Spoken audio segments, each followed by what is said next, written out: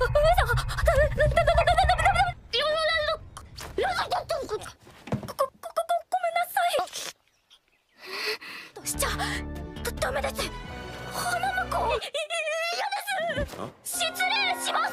けに来たよ、ミオリネさん。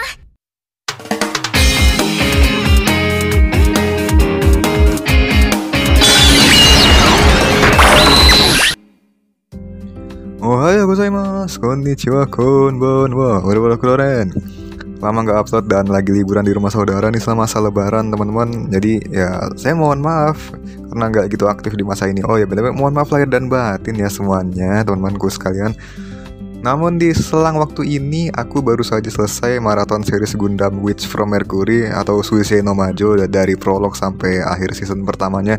Saya akuin ini series yang fresh banget, punya sejarah yang lumayan kelam, tapi story utama di season pertama tuh malah terkesan seperti kehidupan sekolah dibarengi teknologi canggih gitu deh.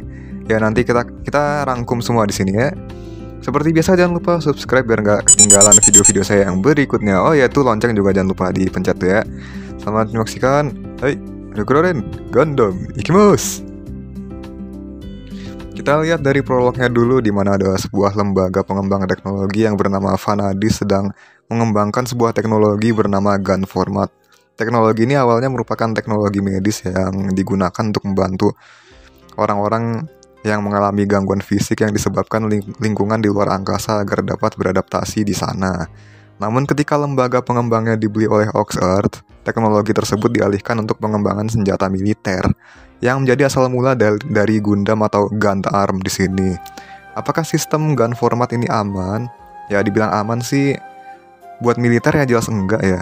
Disebut juga mengenai data storm yang memberikan kerusakan pada pilot sampai banyak yang dirawat di rumah sakit. Ibaratnya sih gini ya, kita gerakin alat prostetik pakai pikiran yang terhubung ke alatnya melalui saluran informasi data storm yang dibebankan ke otak ini itu masih aman karena cuma sebatas organ tubuh aja. Tapi kalau Gundam, itu kalian tahu sendiri Gundam itu ukurannya berapa, setinggi paling nggak 18 meter, jauh lebih besar daripada manusia, dan kita bisa menggerakkannya seolah Gundam itu adalah tubuh kita sendiri ya. Tentu beban pada otak akan jauh lebih besar gitu kan. Namun sebagai gantinya ya mereka dapat memiliki performa yang jauh di atas mobil Suit pada umumnya. Dan itu diterapkan secara bertahap dengan pyramid score.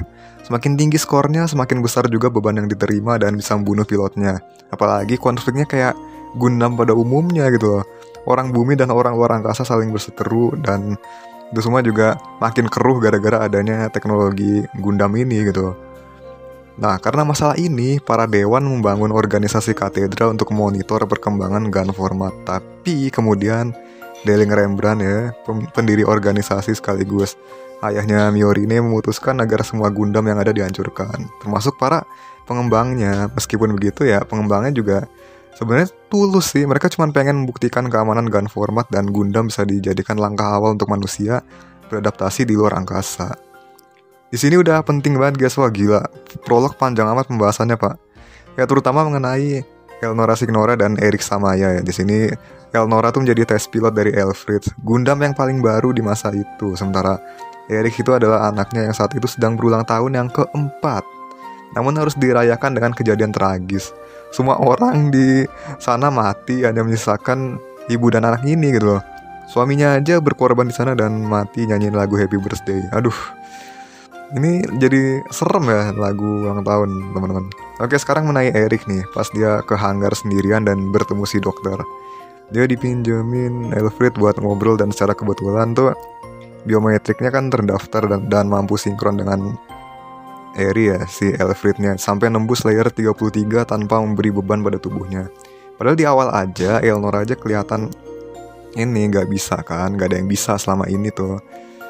Dan Elnora tuh mau naikin permit score juga ketakutan kan. Dia aja kelihatan takut sama kejadian ini. Kok Eri bisa gitu. Ya gimana, manusia banyak yang gagal dan mati, tapi Eri aman, itu rasanya aneh sih. Kayak ada semacam anomali gitu yang buatnya gak kena efek samping. Gak tahu ini kelainan atau keajaiban atau apa gitu kan.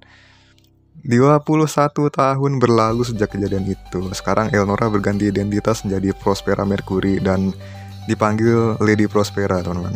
Dan memiliki anak kedua yang berumur 17 tahun, yaitu tokoh utama di sini, si Suletta Mercury. Si Eri nggak tahu kemana, pokoknya di season pertama ini nggak tahu dah. Jadi sepanjang season 1 ini kita disuruh fokus ke kehidupan sekolahnya si Suleta di sini, sama hubungan dia dengan murid lainnya. Ya ini plot yang terlalu ringan ya kalau dibandingin sama prolognya yang udah kayak gitu. Apalagi series Gundam yang lain yang kebanyakan itu. Jangan salah Anda, beberapa episode ke depan udah ada momen mind blowing juga nih. Kita mulai dari awal dia masuk ke Akademi Astikasia dan bertemu Miorine ya. Yang pas itu dia mau kabur ke bumi. Di sini Miorine tuh seumuran sama Suleta ya. Kayaknya dia lebih muda setahun juga sih, soalnya kan dia belum 17 gitu kan. Dia sering diganggu duel holder di sekolah yang bernama Guel Jetar, calon best karakter di sini. Jadi dia tuh seorang anak CEO perusahaan gede ya, yang dipimpin keluarga besar gitu kan. Miorine pun juga anak pimpinan Benerit Group sekaligus pendiri Katedra. Di sini pun sekolah juga ternyata nggak lepas dari politik dan bisnis gitu kan. Masih ada rasa Gundamnya lah ini, soalnya kan yang bisa masuk akademi ini cuman anak yang orang tuanya tuh memiliki perusahaan papan atas. Dan anehnya si Suleta ini ibunya pemilik perusahaan Shinsei di Mercurius dengan ukuran urutan 151.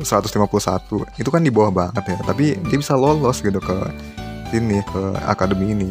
Dan ujungnya pun juga belum jelas, ini dia main belakang apa gimana ya. Tapi mengingat ini Gundam ya, itu di balik layar tuh kebusukan apapun bisa terjadi lah. Jadi gak usah heran lagi. Sistem peraturan di sekolah juga Dailing Rembrandt yang ini yang mencetuskan. Semua perkara diselesaikan dengan duel mobil suit. Dan apa cuma itu? Ya enggak lah. Duel menggunakan taruhan dan sumpah dari kedua pihak. Hasil duel tuh mempertaruhkan reputasi perusahaan yang daftarin anaknya juga. Hasil duel pun kalau mau bisa dianulir juga sama CEO keluarga besar gitu kan. Urusan yang harusnya antar anak-anak aja sampai dikaitin sama politik bisnis coba. Ditambah siapapun yang menjadi duel holder tuh berhak menjadi pengantinnya Miorine. Dan artinya ya gitu, sejak si Sule menang dari Guel pertama kali, dia akhirnya resmi jadi pengantin Miorine sejak episode pertama. Meskipun Miorine tuh gak suka sama kebijakan ini, karena yang bikin bapaknya, dan dia benci sama bapaknya yang selalu nentuin ini itu tanpa dengar pendapat orang lain. Ini umum banget gak sih anak yang gak suka perlakuan begini? Ya tapi impactnya lebih berpengaruh sih, dikaitin sama politik bisnis dunia apalagi bapaknya terkesan angkuh gitu kan. Balik ke Suleta, baru lihat tingkahnya aja udah gemes gitu. Lucu gitu. Dia gampang disukain juga walaupun kadang emang jengkelin karena sifatnya yang polos banget gitu. Tapi dia tuh selalu megang ajaran ibunya. Lari dapat 1, maju dapat 2. Dia punya tujuan mulia di mana dia pengen belajar biar bisa bangun sekolah di Mercurius. Dan juga dia disukai Earthian karena nggak merendahkan mereka. Meskipun si Suleta ini masuknya spesian ya, karena dia bukan dari bumi. Tapi juga karena posisinya itu nggak semua murid mau berteman sama dia. Dia kan seorang duel holder ya sekarang. Dia tuh habis menang dari Guel dan jadi duel holder baru. Menang lawan anak 3 keluarga besar tuh, 3-3-nya di solo semua sama dia di duel yang berbeda. Jadi dia tuh sekarang adalah murid tak terkalahkan di sekolah dengan Aerialnya. Yang dia sendiri nggak tahu kalau Aerial itu adalah Gundam. Soalnya kan dia nggak merasakan efek samping dari Permet Score-nya. Tapi baru ketahuan setelah dia bilang kalau dia sempat terhubung juga sama Telan dan Faraknya. Padahal Pale Industries juga pakai teknologi ilegal buat bikin enhance human supaya bisa jadi pilot Gundam secara optimal gitu kan. Sementara untuk manusia yang pada umumnya mengendarai Gundam disebut penyihir atau witch. Si Sule ini baru 2 episode udah disebut penyihir dan ditahan gitu. Sedih asli. Kadang-kadang emang suka ini begini ya. Ya namanya juga Gundam sih. Kalau Gundam memang kayak gini-gini udah gak aneh-aneh ya teman-teman. Sebelum makin terpojok, akhirnya Miorine memutuskan untuk membangun perusahaan Gundam untuk melindungi Suleta dan Aerial. Selain itu juga dia mengakuisisi pengembang gun format dari perusahaan Pale. Yang awalnya sih gitu. Belum kepikiran sama dia untuk apa kedepannya membangun PT Gundam ini. PT Gundam Sehat Sejahtera. Sampai dia menemukan fakta bahwa gun format pada awalnya emang teknologi medis. Jadi dia memutuskan untuk membuat teknologi gun format untuk manfaat pengobatan daripada sebagai senjata militer. Berkat kedatangan Sule nih, orang berubah karena dia. Kayak Mio nih yang tadinya mau kabur jadi punya ide bisnis Gundam. Terus orang-orang asrama art house yang tadinya direndahkan juga bisa hidup terjamin dengan digaji si Miorine. Untuk anak 3 keluarga besar, mereka jadi tertarik sama Sule. Nah, si Sulenya belum ada perkembangan signifikan, tapi dia udah mulai bisa bersosialisasi dan berinteraksi dengan lebih baik lah.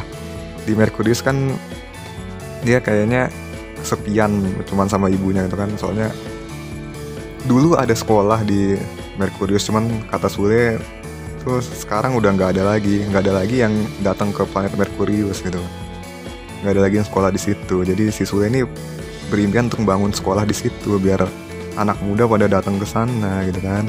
Nah ibunya nih yang terkesan manipulatif dan licik, si Lady Prospera teman-teman. Tapi yang dia bilang tuh semuanya kenyataan gitu. Kapan sih kita lihat kebohongan terucap dari mulutnya selain fakta soal Ariel yang ternyata adalah Gundam?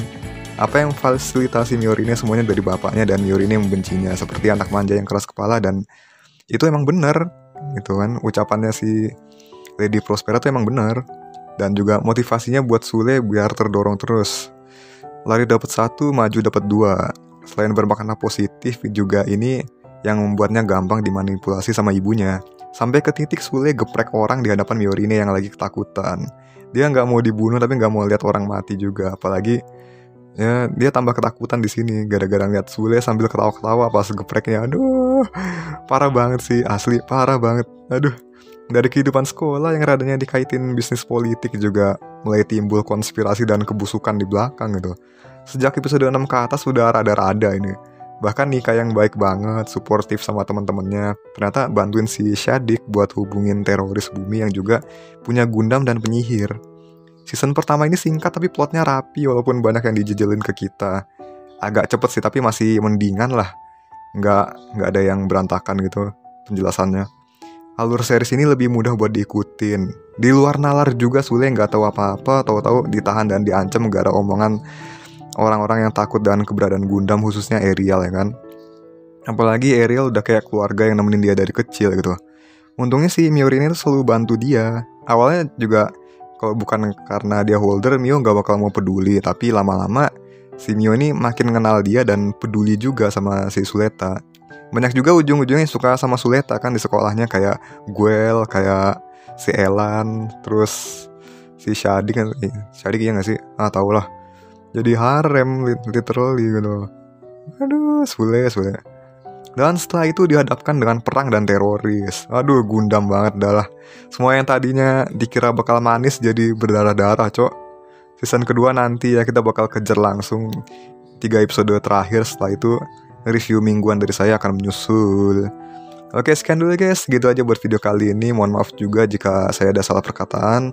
Jangan lupa subscribe dan like video ini. Dan komentar di bawah silahkan banget. Hai, akhir kata saya Rokuren undur diri. Hai, Rokuren Oskari. See you.